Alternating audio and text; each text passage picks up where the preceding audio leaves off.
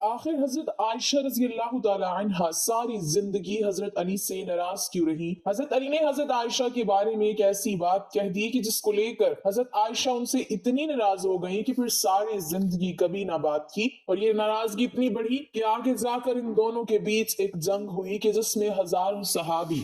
بسم اللہ الرحمن الرحیم۔ ناظرین، حضور صلی اللہ علیہ وسلم کی سب سے چہیتی بیوی حضرت عائشہ رضی اللہ تعالی عنہا حضرت علی کی ایک بات کی وجہ سے ان سے اتنا زیادہ غصہ ہو گئی کہ پھر ساری زندگی کبھی بھی حضرت علی سے بات نہ کی۔ وہ حضرت علی سے اتنا زیادہ غصہ رہتی کہ ان کا نام تک لینا بھی گوارا نہ کرتی۔ آخر یہی ناراضگی اتنی آگے پہنچی کہ حضرت عائشہ رضی اللہ تعالی عنہا اور حضرت علی کے بیچ ایک ایسی جنگ ہوئی کہ جسے جنگ جمل کہا جاتا ہے، اور اس میں ہزاروں صحابہ کرام کا پاکیزہ خون بہایا گیا، ہزاروں عورتیں بیوہ ہو گئیں اور ہزاروں بچے یتیم ہو گئے۔ حضرت عائشہ رضی اللہ تعالی عنہا کی زندگی میں ایک بڑا عجیب واقعہ پیش آیا، وہ یہ کہ جب اللہ کے رسول صلی اللہ علیہ وسلم غزوہ بنی مستلق میں تشریف لے گئی تو وہاں سے واپسی پر قافلے کو الگ الگ حصوں میں بانٹ دیا۔ اب جس قافلے کے لوگ جیسے جیسے تیار ہوتے رہتے تو چلتے رہتے تھے، سینکڑوں بلکہ ہزاروں اونٹ ہوا کرتے تھے، چلتے ہوئے بھی گھنٹوں لگا کرتے تھے۔ حضرت عائشہ رضی اللہ تعالی عنہا نے سوچا کہ قافلے کو تو جانا ہی ہے، اس لیے پتہ نہیں ابھی کتنا وقت لگے گا، کیوں نہ میں قضائے حاجت وغیرہ سے فارغ ہو جاؤں۔ اس وقت حاجت کے لیے کھیتوں میں جایا کرتے تھے،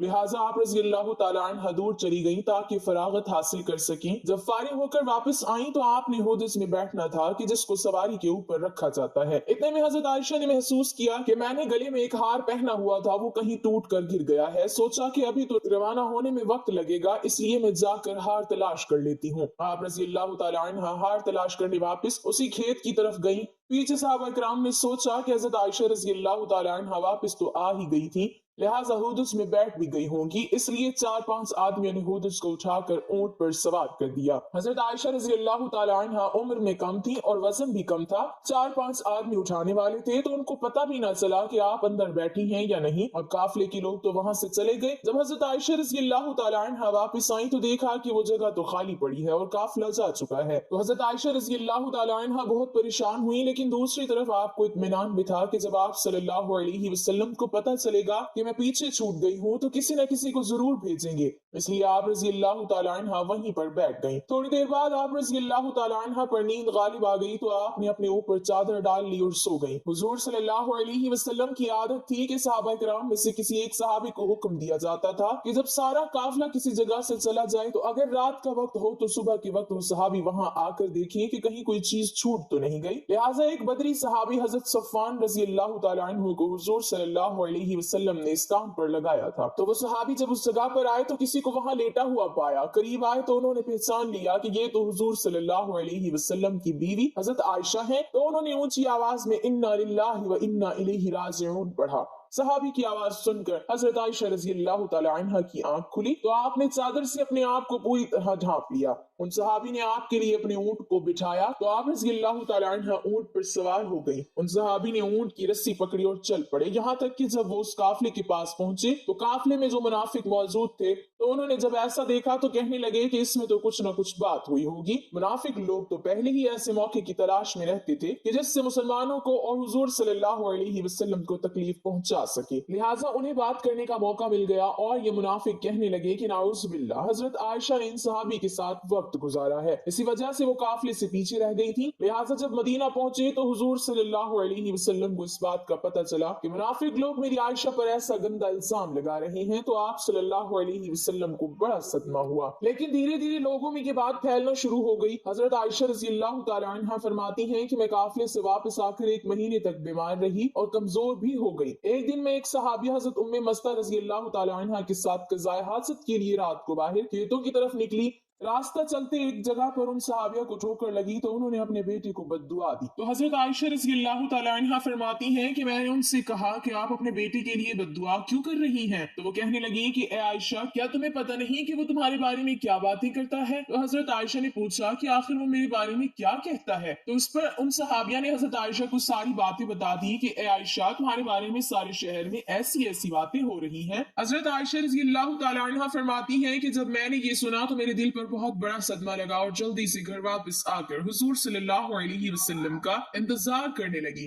जब आप सल्लल्लाहु अलैहि वसल्लम मस्जिद से तशरीफ लाए तो मैं आपके सामने आई और सलाम किया। आपने सलाम का जवाब दिया लेकिन चेहरा दूसरी तरफ फेर लिया। मैं दूसरी तरफ से आई मगर हुजूर सल्लल्लाहु अलैहि वसल्लम ने अपनी निगाहें दूसरी तरफ कर ली। आपकी खामोश निगाहों ने मुझे बहुत सारी बातें सिखा दी थी कि इस वक्त आप सल्लल्लाहु अलैहि वसल्लम की तबीयत पर बोझ है और आप मुझसे कोई बात नहीं करना चाहते हैं। मैंने सोचा कि चलो मैं अपने माँ बाप के घर चली जाती हूँ ताकि सही हालात का पता चल सके कि आखिर मेरे बारे में कैसी कैसी बातें की जा रही हैं। तो मैंने घर जाने की इजाजत चाही तो आप सल्लल्लाहु अलैहि वसल्लम ने इशारे से फरमा दिया कि हाँ चली जाओ। हजरत आयशा रज़ी अल्लाह तआला अन्हा फरमाती हैं कि जब मैं घर पहुंची तो मेरी अम्मी ने दरवाजा खोला। मैंने देखा कि मेरी अम्मी की आंखें रो रो कर लाल हो चुकी हैं। परेशान चेहरे के साथ वो मेरे सामने खड़ी हैं। मैंने पूछा कि अम्मी क्या हुआ, लेकिन वो बिल्कुल खामोश रही। मुझे कोई जवाब न दिया और उनकी आंखों से आंसू टपकना शुरू हो गए। मैंने पूछा अम्मी मेरे अब्बू किधर हैं? तो उन्होंने चारपाई की तरफ इशारा कर दिया। मैंने देखा कि मेरे अब्बू हजरत अबू बकर सिद्दीक रज़ी अल्लाह तआला अन्हु चारपाई पर बैठे कुरान पढ़ रहे हैं। एक एक आयत पर उनकी आंखों से आंसू बराबर गिरते जा रहे थे।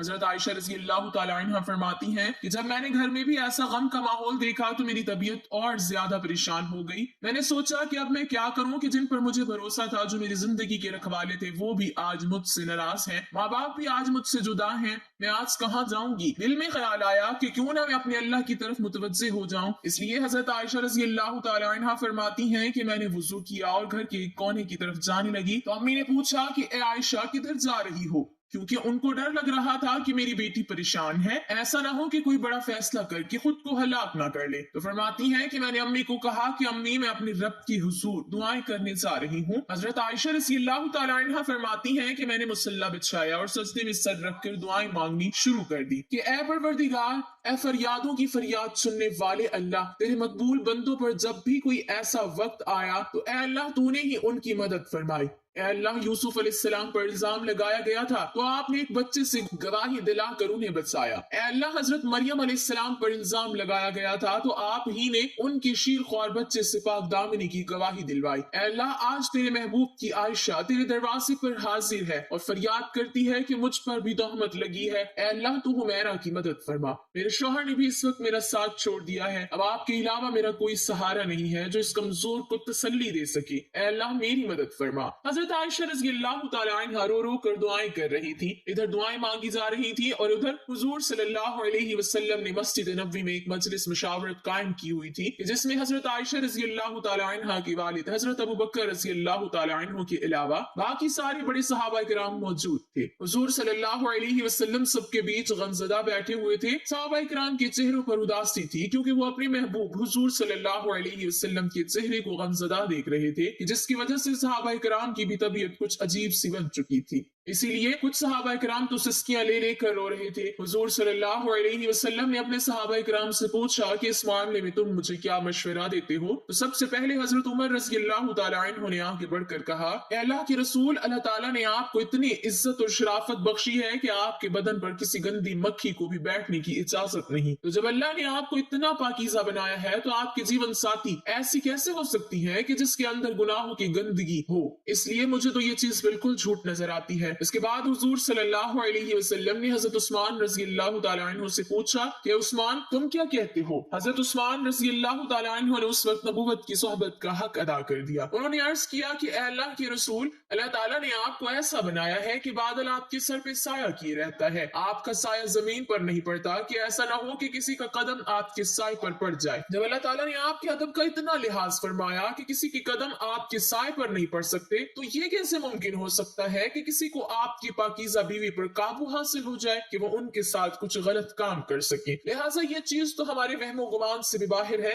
कि अम्मा आयशा के साथ ऐसा कुछ हुआ होगा। उनकी बातें सुनकर हुजूर सल्लल्लाहु अलैहि वसल्लम खामोश हो गए। लेकिन थोड़ी देर बाद हुजूर सल्लल्लाहु अलैहि वसल्लम ने हजरत अली रज़ी अल्लाह तआला अन्हु से पूछा कि ए अली, तुम इस मामले में क्या कहते हो? तो हजरत अली ने अर्ज किया कि ए अल्लाह के रसूल, एक बार मैंने देखा कि आपके जूतों में कुछ गंदगी लग गई थी, लेकिन आप सल्लल्लाहु अलैहि वसल्लम को तो इसकी खबर नहीं थी। इसलिए आपने जब उन जूतों को पहनना चाहा तो अल्लाह ने हजरत जिब्राइल को भेजकर आपको इत्तला फरमा दी कि आपके जूतों में कुछ गंदगी लगी हुई है।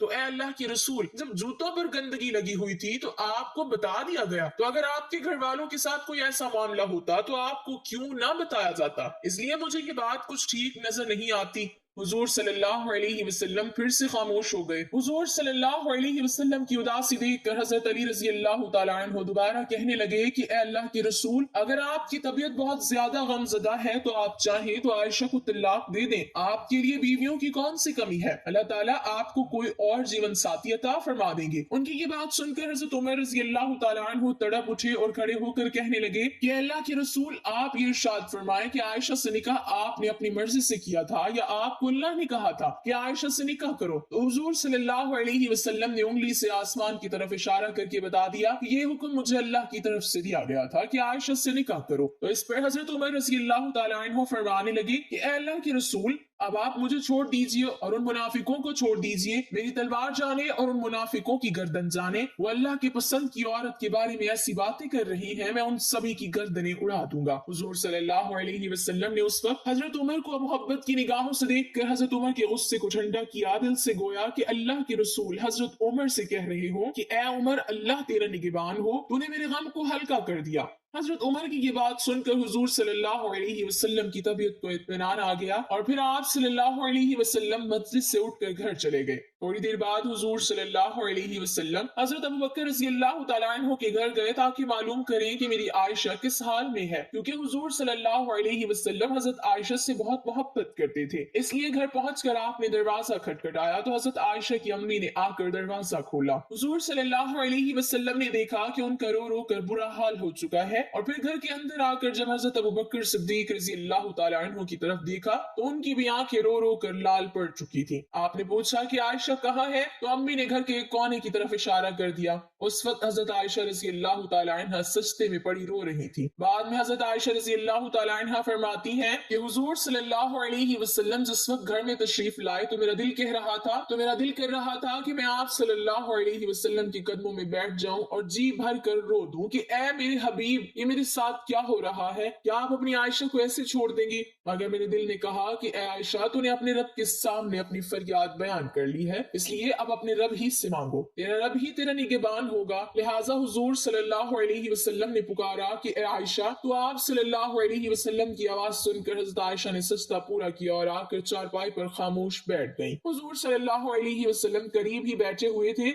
आपने बहुत प्यार से समझाते हुए कहा कि ए आयशा, अगर तुझसे हकीकत में कोई ऐसी गलती हो गई है तो अपने रब से माफी मांग ले, तेरा रब गुनाहों को बहुत माफ करने वाला है। तो हजरत आयशा रज़ी अल्लाह तआला अन्हा फरमाती हैं कि उस वक्त तक तो मैं सब्र के साथ बैठी रही, लेकिन जब आप सल्लल्लाहु अलैहि वसल्लम से ये बातें सुनी तो मेरे बर्दाश्त के बांध टूट गए और मेरी आंखों से आंसू बहने लगे। मैं बैठी रोती रही मगर खामोश थी। आखिर रोते हुए मैंने कहा कि ए अल्लाह के रसूल, मैं वही बात कहूंगी जो यूसुफ अलैहिस्सलाम के वालिद हजरत याकूब अलैहिस्सलाम ने कही थी कि मैं अपना दर्द सिर्फ अपने रब से बयान करता हूँ, क्योंकि ए अल्लाह के रसूल, आज अगर मैं कहूंगी कि मैंने ऐसा गलत काम नहीं किया है तो आप लोग मेरी बात नहीं मानोगे, और अगर कह दूंगी कि मैंने ऐसा काम किया है तो आप लोग फौरन मेरी ये वाली बात मान जाएंगे। इसलिए मैं अपने अल्लाह ही से फरियाद करती हूँ, वही मेरे लिए कोई निजात का रास्ता निकालेगा। हजरत आयशा रज़ी अल्लाह तआला अन्हा फरमाती हैं कि मैंने ये अल्फाज कहे और फिर हुजूर सल्लल्लाहु अलैहि वसल्लम के चेहरे की तरफ देखा तो आप सल्लल्लाहु अलैहि वसल्लम के माथे पर पसीने के कतरे थे और आपके अंदर वो हसीन कपकपी देखी जो वही नाजिल होते वक्त हुआ करती थी।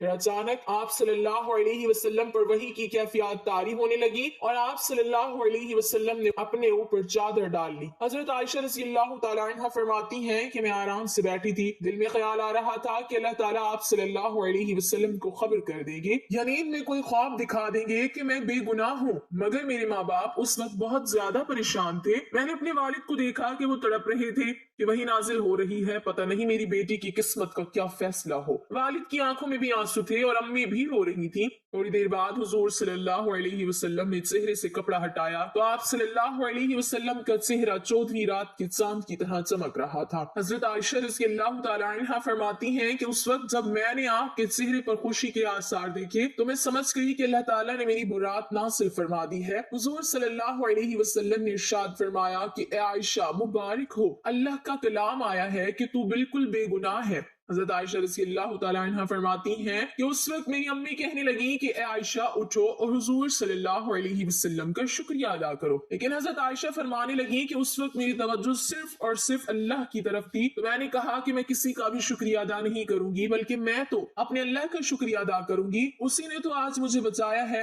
آپ سب لوگوں نے تو مجھے چھوڑ دیا تھا۔ اللہ نے حضرت عائشہ کی پاک دامنی میں پوری 18 آیتیں نازل فرمائی۔ یہی نہیں کہ صرف حضرت عائشہ کو بے گناہ فرمایا بلکہ اللہ نے حضرت عائشہ سے فرمایا کہ اے عائشہ تمہیں اتنے دنوں تک جو تکلیفوں میں رہنا پڑا اس کے بدلے میں تمہارے لیے مغفرت اور بڑے اجر کا وعدہ کرتا ہوں۔ ناظرین، اس کے بعد حضرت عائشہ رضی اللہ تعالی عنہ پھر سے حضور صلی اللہ علیہ وسلم کے گھر میں آ کر رہنے لگی، لیکن حضرت عائشہ رضی اللہ تعالی عنہ کو ساری زندگی حضرت علی رضی اللہ تعالی عنہ سے ایک شکایت رہی، کیونکہ جس وقت مسجد میں حضور صلی اللہ علیہ وسلم نے سبھی صحابہ کرام کو جمع کر کے حضرت عائشہ کے بارے میں مشورہ لیا تھا تو سبھی بڑے بڑے صحابہ کرام نے حضرت عائشہ کی پاک دامنی کی گواہی دی تھی، اور آخر میں حضرت علی نے بھی حضرت عائشہ رضی اللہ تعالی عنہ کی پاک دامنی کی گواہی دی تھی، لیکن جب حضرت علی رضی اللہ تعالی عنہ نے حضور صلی اللہ علیہ وسلم کو بہت زیادہ اداس دیکھا تو یہ بات بھی کہہ دی کہ اے اللہ کے رسول، اگر آپ کو عائشہ پر شک ہے تو آپ عائشہ کو طلاق دے دیں، ان کی جگہ آپ کسی دوسری لڑکی سے شادی کر لیں۔ تو یہ بات جب حضرت عائشہ کو پہنچی کہ انہوں نے حضور صلی اللہ علیہ وسلم کو مجھے طلاق دینے کا مشورہ دیا ہے، تو حضرت عائشہ پھر حضرت علی سے اتنا زیادہ غصہ ہو گئی کہ ساری زندگی کبھی بھی ان سے بات نہ کی۔ اللہ تعالیٰ ہمیں دین کی مکمل سمجھ نصیب فرمائے، آمین۔ ناظرین، کمنٹ باکس میں اللہ تعالیٰ کے 99 ناموں میں سے ایک نام ضرور ٹائپ کریں۔